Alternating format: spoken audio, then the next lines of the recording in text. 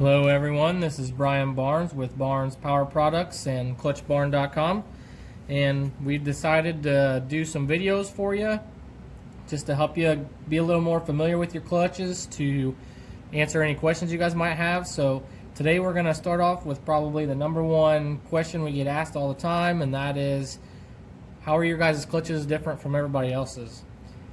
They look the same, and they do look the same, a lot of them really similar. So what kind of sets you guys apart? How are you guys different? So today we're going to go over that with you. Okay, we got two clutches here. The one on the right is our pulse clutch. This is our 2-disc model. This is completely designed by us here at Barnes Power Products.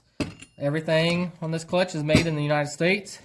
On the left we have the same base clutch that many builders around the country use. It goes by various different names.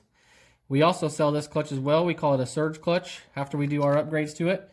It's a great clutch as well. But we're going to show you the difference between the base stock clutch and our new pulse clutch. So let's get started. The pulse clutch we have here on the right, this is a 3.35 inch diameter compared to many of the other clutches on the market like this one that is a 3.5 inch diameter. The slightly smaller diameter just gives us a little lighter clutch, so we have less weight spinning. Anything smaller than the 3.35 inch diameter we found on the dyno, we lost performance. So we made it as small as we could and still got the performance we were looking for.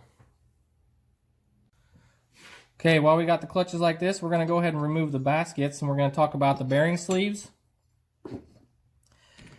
So you can see the stock bearing sleeve here spins, and we didn't really like that.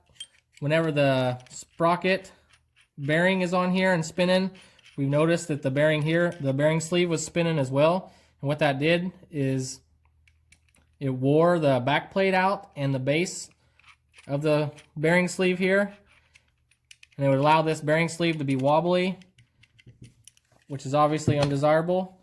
So we designed our bearing sleeve here to be stationary, will not spin, you can see.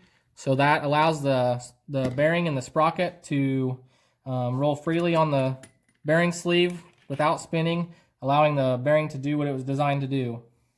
This bearing sleeve will also fit these 8 tab clutches, so it's an upgrade for them as well. Okay, we're going to flip the clutches over. You can see right away one of the main differences are the levers. These are the stock levers here. Our pulse levers have 2 holes to add weight. You can see the springs here are coated. We have a gold spring, which is 85 thousandths thick wire diameter. We also have a silver spring, which is 90 thousandths thick diameter. Both of them are coated to help reduce the rust and just keep them look nice. The stock springs are 90 thousandths thick as well, uncoated. With these levers and the different springs we have, by adding weight or changing the spring height, we can engage anywhere from 1800 to 6000 RPMs or even more. We have a modified lever that'll help us get even more RPMs, help us raise the engagement even higher.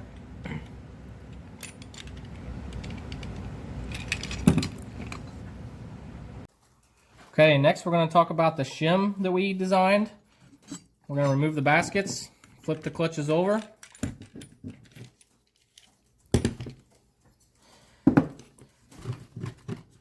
The shim is made of stainless steel and is 10 thousandths thick. You take your air gap right here, new or coming from us at Barnes Power Products. The air gap will be about 30 to 35 thousandths. Once you run the clutch and your discs begin to wear, your air gap will increase. Once your air gap with the feeler gauge is around 40 to 45 thousandths thick, you're going to want to remove your shim. What that's going to do is just close the air gap back up, back to about 30 or 35 thousandths, and allow you to run more races before you need to get your clutch rebuilt. To remove the shim is really simple. You remove these 6 bolts here on the spring plate.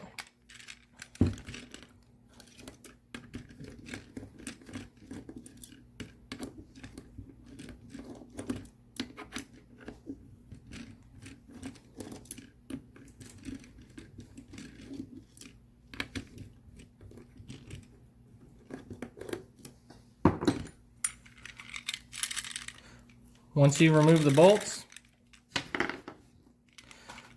you can wiggle the spring plate and the pressure plate off.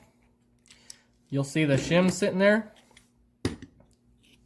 Take out the shim, put your clutch back together, and then install the 6 spring plate bolts. Okay, while the spring plate bolts are out, we're going to go ahead and take apart the pulse clutch here. We've removed the 6 bolts there. As you can see, we've already removed the shim. You'll see our grind here. All of our clutches from Barnes Power Products, whether it be the pulse or the surge clutches, will be blueprinted with our grind. Everything will have a grind on it, all surfaces. You'll see the discs here. The pulse is a 10 tab compared to the 8 tab clutches. It just helps reduce the wear on the basket. We've all seen the wear where your discs engage on the basket. Just helps reduce that wear a little bit. The material on here is called our A-Traction material, is what we call it. It's proprietary to us at Barnes Power Products. We've dynoed 25 to 30 different friction materials and found this one to be the one we like the best. It's got really good grip characteristics, but it's also got really good wear characteristics as well.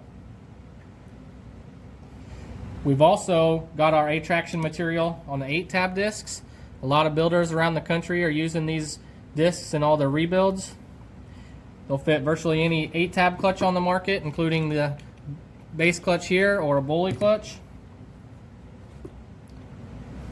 You see the floater and the back plate as well.